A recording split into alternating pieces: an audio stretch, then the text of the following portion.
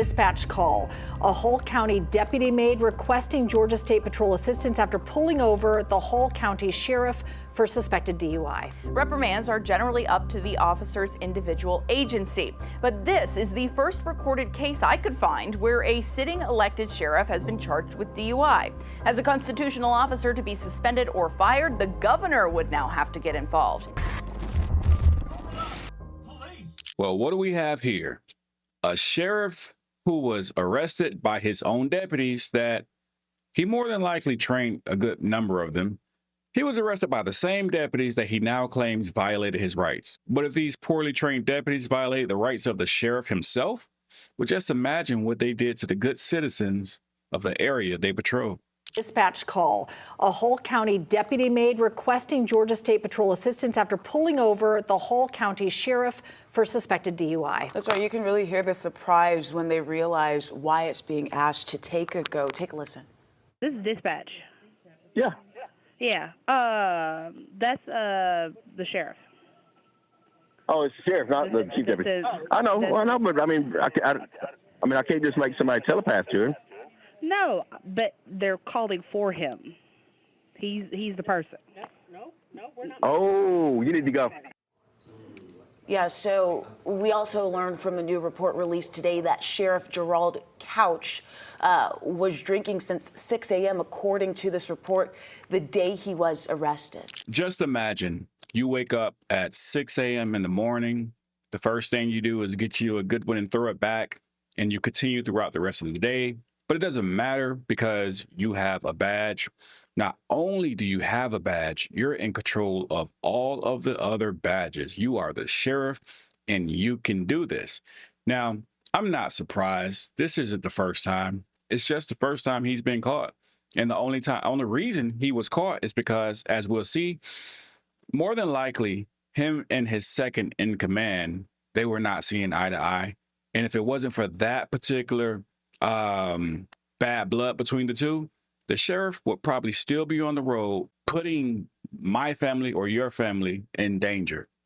11 Live investigator Savannah Levins is here to break down that report. Fascinating to hear the audio right there that we just got into the newsroom as well.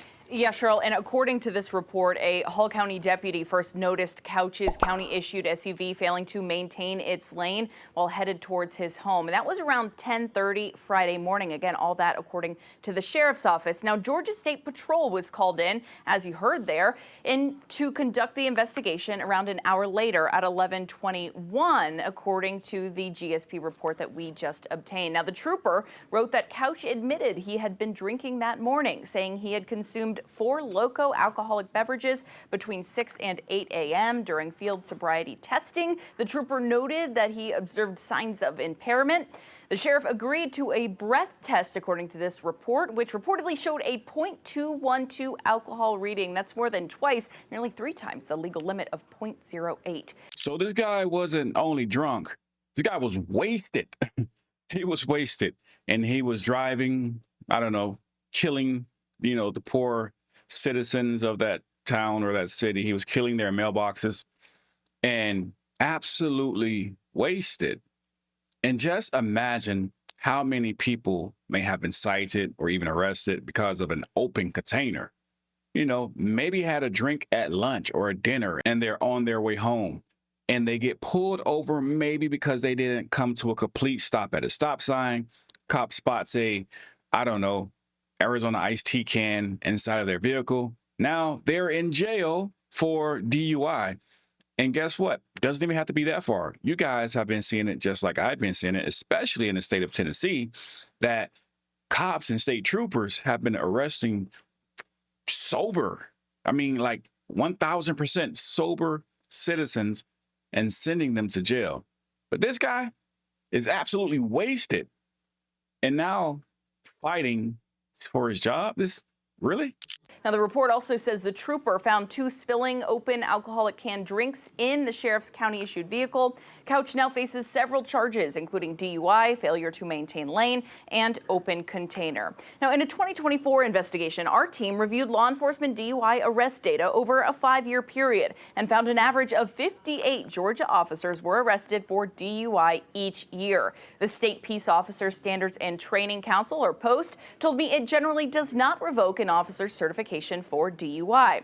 Reprimands are generally up to the officer's individual agency. But this is the first recorded case I could find where a sitting elected sheriff has been charged with DUI.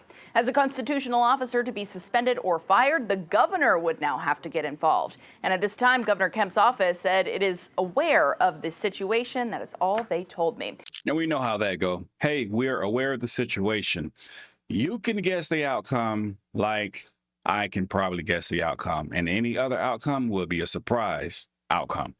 Now, it's important to remember the incident report is only the responding officer's recollection of events and has not been proven in a court of law. An attorney representing the sheriff told me in a statement, "We respectfully urge the community to allow the investigation and court process to proceed without rushing to judgment. Our system of justice depends on fairness, due process, and the presumption of innocence for all of our citizens, and the sheriff is no exception." No, the sheriff is actually the exception because no one else is innocent until proven guilty. And we can tell by the way cops are slamming citizens to the ground, beating them up, arresting them when they never had a drink, So, yeah, the sheriff is the exception. But here's the best part. Let's see what the sheriff himself has to say about his arrest and his deputies, some of whom he trained. Suspended sheriff arrested for driving under the influence says his own deputies participated in his unlawful arrest. And now he's asking a court to toss out all the evidence gathered in this case. This all had to do with what the sheriff's second in command did after he heard the sheriff had been drinking and driving in his county vehicle. We both observed that this vehicle was driving in a erratic fashion. Chief Deputy Kevin Head testified he got word his boss, Sheriff Gerald Couch, had been driving under the influence in his county vehicle. So he and a captain went to the sheriff's home to get the car back in February. Head testified on the way they noticed the sheriff driving erratically, and when they got to his home, the sheriff appeared intoxicated. That's when the chief deputy told the sheriff this. I told you if you were drinking driving a county vehicle, I would have you arrested. Now the sheriff wants everything related to when the chief deputy and the captain arrived at the sheriff's home tossed out. He says it was unlawfully obtained. So if the sheriff gets all of the evidence tossed out because it was unlawfully attained, well, then I think whoever those deputies arrested, their attorneys should go through all of their cases and see, well, how often does this happen with these particular deputies? Unlawfully obtaining evidence. Because if you did it against the sheriff, you definitely did it against everyone else. But does the sheriff get special treatment? I think we all know the answer to that. I believe everything upon entry and from that point in time after is illegally obtained. Attorney Poole told the court the sheriff didn't consent to a search of his property, didn't consent to field sobriety test, and says he wasn't given a warning. He had the right to remain silent, among other issues. He says when the chief deputy made that comment about the sheriff being arrested, the deputy had to play by different rules at that point. But prosecutors say when the chief deputy said Couch was going to jail, he was only detained at that time. The chief deputy says he called a state trooper who took over the investigation and arrested Couch. The deputy testified he warned the sheriff he had a right to remain silent, informed Couch about implied consent, and let him know when he was under arrest. And the prosecutor said the sheriff, knew exactly what was going on since at one time he trained officers on DUI arrests. So there we have it. The sheriff himself trained officers on DUI arrests, but now he's saying that his rights were violated by his own deputies. Well, message to the sheriff, because we know you're going to keep your job.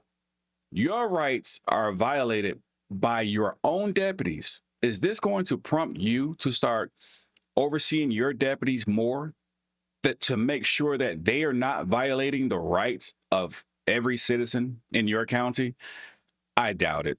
It's only about the sheriff. But this is policing in America, where you can become sheriff, drive drunk, kill some poor innocent citizen's mailbox, keep going, act like nothing happened, get arrested, and still keep your job. Welcome to policing in America. Make sure you know your rights, stay safe, protect yourself. With that being said, we the people, you, signing off.